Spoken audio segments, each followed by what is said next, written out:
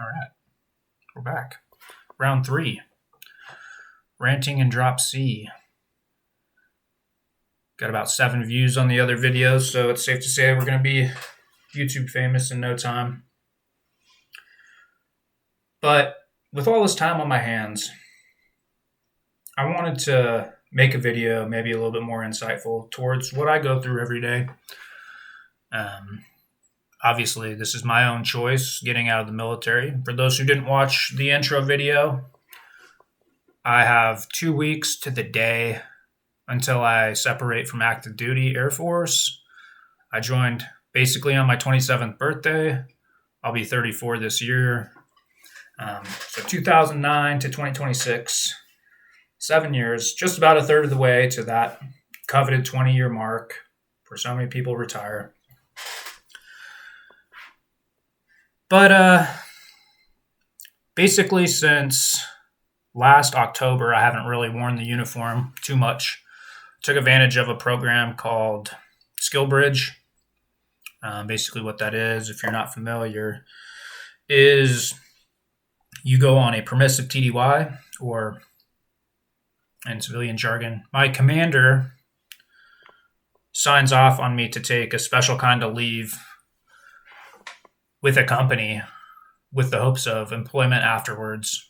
So you're able to intern at various places, wherever you apply, really, and do up to 6 months of an internship while you're getting paid by the military to work at said location. Unfortunately, when I applied for Skill Bridge, because of my timeline, October, that was right around the government shutdown. So a lot of the places that I was looking to Skill Bridge to obviously weren't taking applications, because I was looking to get into Arizona Parks and Trails was the one that I thought I could really get into. I had an interview with them, but nothing came to fruition.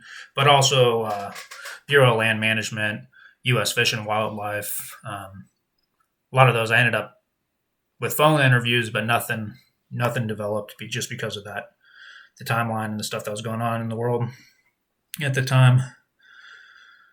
But my point is with the Skill Bridge that I was able to do, I was at home doing Zoom meetings every day, and I had a lot of time to self-reflect, knock out a lot of stuff that I needed to knock out as far as like VA claims, and just really researching what the next step could be, which was good and bad. I mean, way too much time on your hands, too much time to think is not a good thing for somebody like me who has real bad anxiety, like real bad physical anxiety.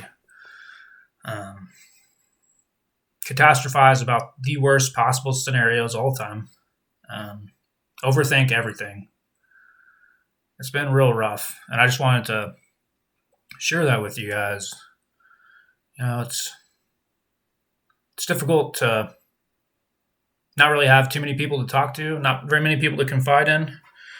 I don't really have any friends in the military. A lot of my really good friends have already gotten out or have left, gone to other bases.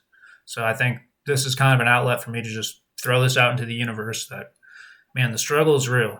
Like, if I didn't have faith that I would be in a good spot getting out, I wouldn't be doing it. But there's so much uncertainty involved in leaving what's one of the most stable lives that you can have. I mean, it's overbearing in a lot of ways, but the stability's there.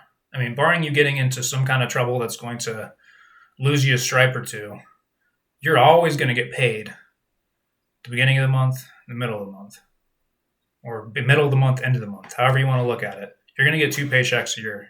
You know how much you're going to get every time. It's nice, you know, housing allowances, 30 days paid off a year. It's unbeatable in so many ways. And giving that up, man, it's so anxiety inducing. But there's a lot of benefits. I mean, my plan, and I think the plan of many like younger airmen or NCOs getting out, is to pivot. I didn't really care for my jobs in the Air Force. I did 2 of them, electrical power production and cyber systems administration, technically on paper, even though I was a radio guy. But I didn't. That's the reason kind of why I'm getting out, just because I tried those two things and it looked good on paper and it looked like it would transfer to civilian life, but it's just not something I could ever imagine myself doing forever, even though those are technically what I'm skilled in. So I'm going to be using my education benefits, post 9/11 GI Bill specifically, and it'll be a few weeks until I get any kind of rating, if I even get one. But I want to explore VRNE education benefits as well, which I need to talk to a VBC or a veteran benefit counselor to get a little bit more information on that, because it's kind of confusing to read about. But I think between those two, I should be able to get a solid degree, follow those pathways that I mentioned in the other video. Looking mostly at radiology or radiologic technology. Just kind of reverse engineered a couple jobs from Bureau of Labor Statistics and kind of meshed those handful of jobs with what my goals were. I wanted to be in diagnostic imaging in the Air Force. There's still a need for it. Unfortunately, the job market's not saturated, but schooling's saturated. For instance, the community college close to my house, I think they have 24 seats a year and over 300 applicants that they have complete certain courses and are then graded on how well they do on these core courses that they need to apply for the program, which I've always gotten really good grades, but I doubt myself when it comes to we're looking at the top 5 percentile getting in. And the earliest I can start that is June of 2028, which that timeline doesn't really add up. That's over 2 years away. The program's only 2 years long. I don't want to wait 2 years to start a 2-year program. So I'm looking at other schools, just about everywhere in the country, see if I can apply, knock these 4 classes out. These 4 prerequisites I got to knock out. It's like a humanities course, American Indian Studies, which, I mean, I guess that's cool. It's kind of weird that they want you to take that for radiology, but that's one of the ones that they want you to take. Anatomy and physiology, which I know that's going to probably kick my ass. College algebra could also potentially kick my ass. And then a health something, HRP 100, whatever that is. I'm taking that. It's only worth 1 credit. I'm taking 3 of those this summer. College algebra, HRP 100, and the American Indian Studies. I'm going to be using my GI Bill. So hopefully fall semester I'll knock out anatomy and physiology, and we'll be well on our way to applying for the program in January. But I say all that to say I'm not going to wait around for 2 years to try and get into that program if it's really that cutthroat, because everyone just has tunnel vision. Oh, wow, starting salary is 60 to 70 grand, and I only need an associate's degree. And look at all these places I can work. Well, there's other programs like that people aren't just glued to. For instance, respiratory therapy. That's a job that I could definitely see myself doing, but it scares me also because I don't know how well I'd do with kids or people that are dying. I think those are the folks that are probably going to need respiratory therapy the most, in a hospital setting. Folks on ventilators, babies on ventilators, that could be tough, but we'll see. I've got a lot of time to think about it. But use my GI Bill. You get E5 with dependents, BAH doing that.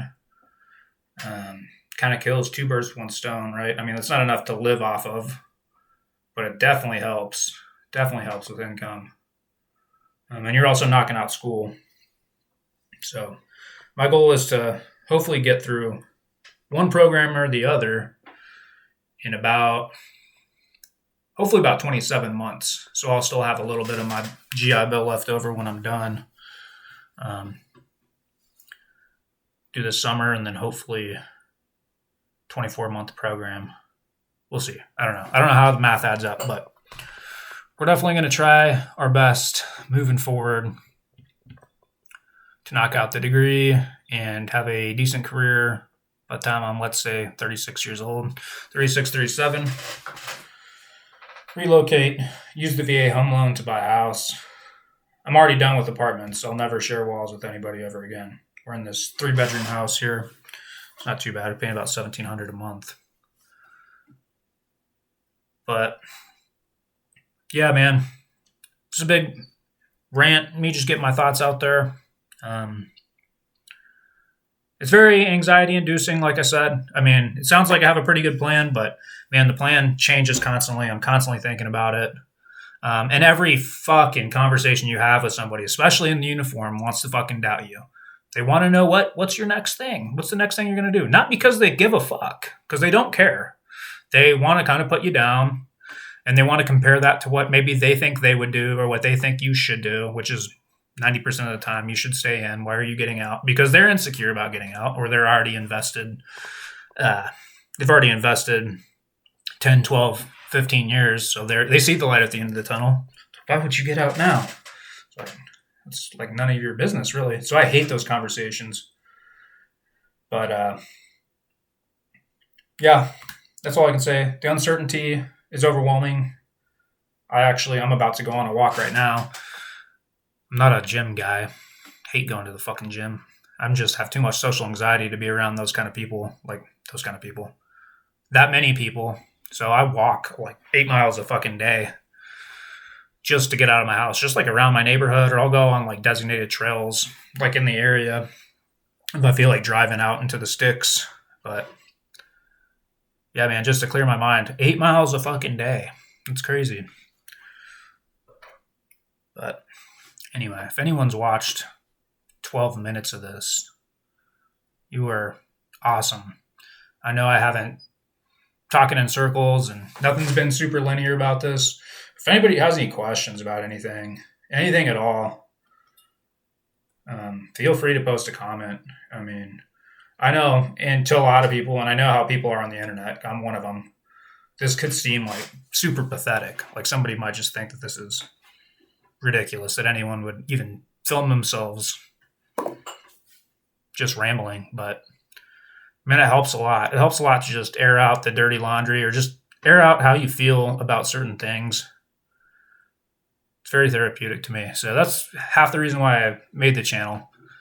To show off a few of my niche interests and also just to get it all out. So I appreciate you guys for listening. Yeah, if you want to like or subscribe or whatever the folks say on YouTube, sounds good. Post a comment. I'll tackle the comments as they roll in, if they ever roll in, and you all have a great rest of your day.